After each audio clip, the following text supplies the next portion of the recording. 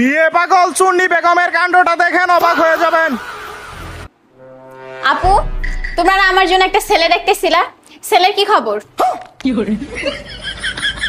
কেন কি হইছে? আমি আর এই বাড়িতে থাকবো না, আমাকে বিয়ে দিয়ে দাও। মানেটা কি? আর তোমরা যদি না পারো তাহলে আমাকে বলো, আমি একজনকে পছন্দ করি আর তার সাথে আমার চলতেছে। তুমি দেখছো আর কত বড় সাহস, আবার আমার মুখের উপর সেই কথা বলতেছে, মানে লজ্জা শরমের মাথা খায় বসে রয়েছে। শোনো, কোনো সমস্যা নেই, যদি সম্পর্ক থাকে তাহলে সমস্যা কি? এই ছেলের সাথে বিয়ে দিলে খরচটা বেঁচে যাবে, বুঝো না? তুমি চুপ করো, বেশি কথা বলে খালি। তুই বেশি ফোনটা হয়ে গেছিস না? দাঁড়া, আমি এক্ষুনি আম্মুরে ফোন দিতেছি। তো বড় সাহস, মানে লজ্জা শরমের মাথা খেয়ে বসে রয়েছে। হ্যালো আম্মু, আমি তোমার মাইয়ারে আর আমার বাসায় রাখবো না, তুমি তোমার মাইয়ারে নিয়ে যাও। কেন রে মা, কি হইছে? কি হইছে মানে কি?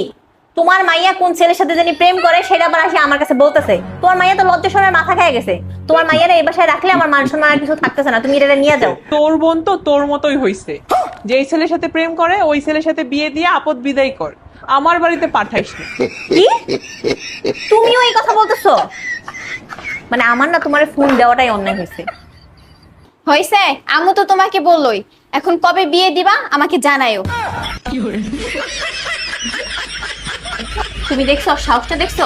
হ্যাঁ, আমার মুখের উপর এরকম কথা বলে চলে যাইতেছে, মনটা চায় না যে ধরে ঠাড়াই একদম। শোনো, রাগারাগি করে কোনো লাভ নেই। যেহেতু ও একটা ছেলেকে পছন্দ করেই, তাহলে ওর পছন্দকে আমার মেনে নেওয়া উচিত। সবচেয়ে বড় কথা, খরচটা বেঁচে যাবে। দুরু সবসময় খালি কিপটামি করে, খরচ খরচ করতেছে।